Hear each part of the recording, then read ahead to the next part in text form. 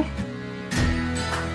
Administrasi perkara secara elektronik dapat didefinisikan sebagai serangkaian proses penerimaan gugatan atau permohonan atau keberatan atau bantahan atau perlawanan atau intervensi, penerimaan pembayaran, penyampaian panggilan atau pemberitahuan, jawaban, replik, duplik, kesimpulan, penerimaan upaya hukum, serta pengelolaan penyampaian dan penyimpanan dokumen perkara perdata atau perdata agama atau tata usaha militer atau tata usaha negara dengan menggunakan sistem elektronik yang berlaku di masing-masing lingkungan peradilan.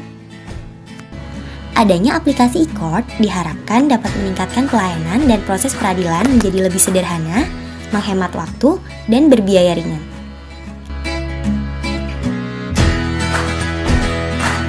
Dasar hukum e-court adalah Peraturan Mahkamah Agung Nomor 1 Tahun 2019 tentang administrasi perkara dan persidangan di pengadilan secara elektronik, serta Keputusan Ketua Mahkamah Agung Nomor 266/KMA/SK/12/2018 tentang tata kelola teknologi informasi dan komunikasi di lingkungan Mahkamah Agung dan badan peradilan di bawahnya, serta petunjuk teknis administrasi perkara dan persidangan di pengadilan secara elektronik oleh Direktur Jenderal Badan Peradilan Umum. Nah, alur e-court dapat digambarkan sebagai berikut. Langkah awal, pengguna melakukan e-filing. Setelah selesai, pengguna akan mendapatkan e-score. Pembayaran langsung dapat dilakukan melalui e-payment. Selanjutnya, pemanggilan dilakukan secara elektronik melalui e-summons, dan pengguna dapat melakukan persidangan elektronik atau disebut juga dengan e-litigasi. Kemudian, siapa saja sih yang dapat menggunakan aplikasi e-court? Mereka adalah para pengguna terdaftar atau advokat, serta pengguna lain, yakni subjek hukum selain advokat yang telah memenuhi syarat dan telah ditentukan oleh undang-undang. Untuk dapat menggunakan aplikasi e-court, pengguna terdaftar harus memenuhi beberapa persyaratan, yakni KTP, kartu keanggotaan advokat, dan berita acara sumpah advokat oleh pengadilan tinggi. Untuk para pengguna lain, persyaratannya adalah sebagai berikut. KTP untuk pengguna lain perorangan. Untuk pengguna lain kementerian, BUMN, atau badan usaha lain milik pemerintah, persyaratannya adalah KTP, kartu pegawai, dan surat kuasa atau surat tugas. Untuk kejaksaan sebagai pengacara negara, persyaratannya adalah KTP, kartu pegawai, surat kuasa, dan atau surat tugas.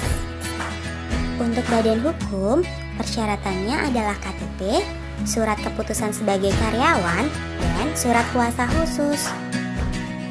Dan untuk kuasa insidentil, cukup membawa KTP, surat kuasa khusus, dan izin insidentil dari ketua pengadilan. Untuk lebih mudah mengenali tentang e-court, pahami lebih jauh yuk tahapannya. Langkah pertama adalah pendaftaran perkara secara online atau e-filing. Tahapan yang harus dilalui adalah pertama, memilih pengadilan yang berwenang. Kemudian, pengguna dapat upload surat kuasa khusus yang selanjutnya akan mendapatkan nomor pendaftaran online, tapi ini bukan nomor perkara ya. Selanjutnya, pengguna dapat menginput data para pihak dan mengupload dokumen gugatan atau permohonan, surat persetujuan prinsipal untuk beracara secara elektronik. Kemudian, pengguna akan mendapatkan perhitungan taksiran biaya pajar atau eskum dan melakukan pembayaran secara elektronik. Layanan e-court dapat diakses melalui www.ecourt.mahkamaagung.go.id. Langkah pertama yang harus kalian lakukan sebagai pengguna baru adalah klik register pengguna terdaftar. Selanjutnya, kalian harus mengisi kolom registrasi.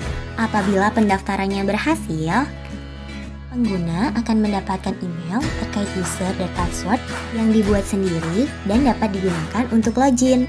Pengguna hanya tinggal klik login pada halaman e-court Mahkamah Agung. Dan pengguna dapat menginput email address dan password dan login berhasil.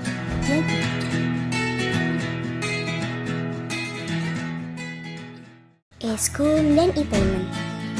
Komponen biaya perkara adalah biaya pendaftaran, PNBP surat kuasa, dan panggilan penggugat maupun tergugat, alat tulis kantor, biaya penggandaan gugatan untuk para tergugat, serta panggilan tergugat kali 5, khusus untuk perkara cerai, talak panggilannya dikali 6 materai. Dan tahap terakhir itu redaksi. Jadi, untuk mendaftarkan perkara, Anda tidak perlu datang ke pengadilan, cukup login dan mengisi data pada website P-Court. Untuk membayar panjar perkara, Anda juga tidak perlu repot antri di bank. Anda dapat menggunakan berbagai macam channel pembayaran seperti SMS banking, internet banking, juga transfer melalui ATM. Ketika pembayarannya telah berhasil, pengguna akan mendapatkan nomor perkara secara online. Apabila pendaftaran perkara telah dinyatakan lengkap, akan dilakukan proses verifikasi. Proses verifikasi pengguna terdaftar dilakukan oleh pengadilan tinggi dan untuk verifikasi pengguna lain dilakukan oleh pengadilan tingkat pertama. Selanjutnya, e-summons atau pemanggilan elektronik. Panggilan pertama untuk penggugat atau kuasa dilaksanakan secara elektronik, sedangkan untuk tergugat masih dilaksanakan secara manual. Bagi tergugat yang sejak awal tidak diketahui alamatnya, panggilan akan dilaksanakan melalui panggilan umum. Sistem akan mengirimkan informasi ke email pengguna yang sudah didaftarkan, termasuk informasi terkait panggilan sidang atau e-summons, tidak dikirim fisik dokumen lagi oleh jurusita apabila saat persidangan pertama tergugat menyetujui untuk pemanggilan secara elektronik. Biaya panggilan secara elektronik adalah nihil, namun pengadilan dapat mengembangkan dan menerapkan panggilan elektronik berbayar melalui layanan pesan singkat atau layanan lainnya. Persidangan elektronik atau e-litigasi. Tahapan-tahapannya adalah yang pertama, pemeriksaan dokumen awal. Pada hari sidang pertama, pengguna terdaftar dan pengguna lain harus menyerahkan asli surat kuasa, asli surat gugatan, dan asli surat persetujuan prinsipal untuk beracara secara elektronik. Kemudian, hakim akan menawarkan kepada tergugat untuk beracara secara elektronik. Apabila pihak tergugat diwakili oleh advokat, maka persetujuan untuk beracara secara elektronik tidak diperlukan. Kemudian, panggilan sidang. Proses persidangan awal diawali oleh hakim yang menetapkan jadwal sidang dan acara sidang pertama. Sidang dilaksanakan di ruang sidang pengadilan sesuai dengan tanggal dan jam kerja yang telah ditetapkan. Hakim membuka sidang. Majelis hakim meneliti dokumen elektronik yang disampaikan melalui sistem informasi pengadilan dan hakim memerintahkan para pihak untuk melakukan mediasi sesuai dengan peraturan Mahkamah Agung nomor 1 tahun 2016. Hakim dapat menjelaskan tentang hak dan kewajiban para pihak terkait persidangan secara elektronik pada sidang pertama.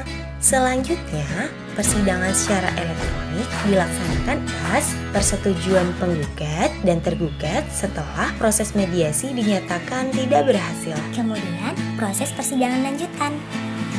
Hakim wajib menetapkan jadwal persidangan elektronik atau court calendar untuk acara penyampaian jawaban, replik, duplik, pembuktian, sampai dengan pembacaan putusan.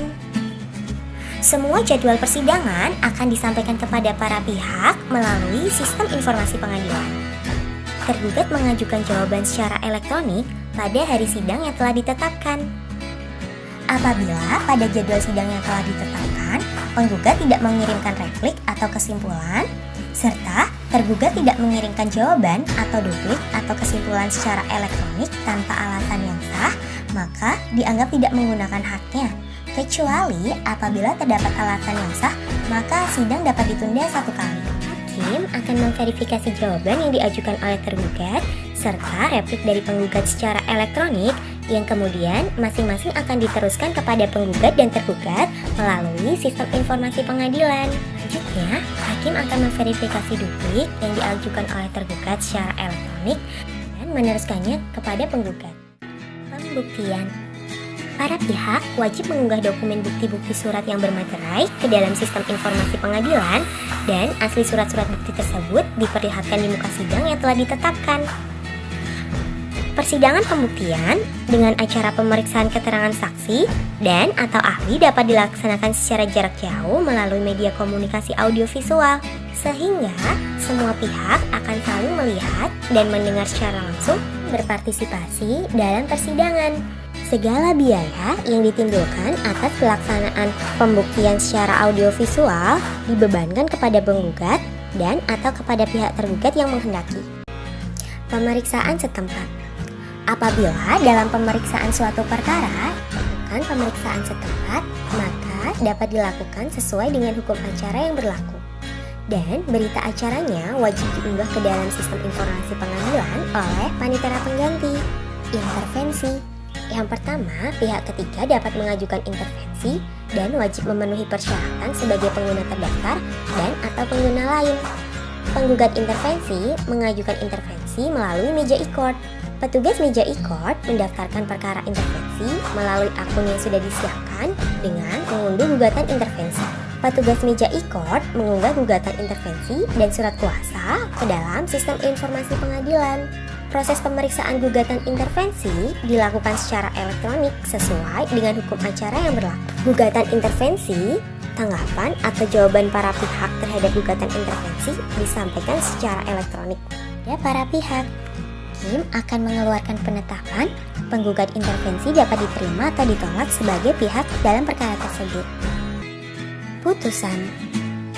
1. Putusan atau penetapan diucapkan oleh hakim atau hakim ketua secara elektronik yang secara hukum telah dilaksanakan dengan menyampaikan putusan atau penetapan elektronik dalam format PDF kepada para pihak melalui sistem informasi pengadilan. Apabila para pihak meminta salinan putusan, dapat diberikan dalam bentuk cetak ataupun elektronik dan dikenakan PNBP dan materai yang dibayarkan secara elektronik. Dalam hal prinsipal, mengganti atau mencabut kuasa hukum atau advokat di tengah proses pemeriksaan persidangan harus melaporkan terlebih dahulu pada kepaniteraan pengadilan dan kuasa hukum pengganti harus merupakan pengguna terdaftar dan atau pengguna lain.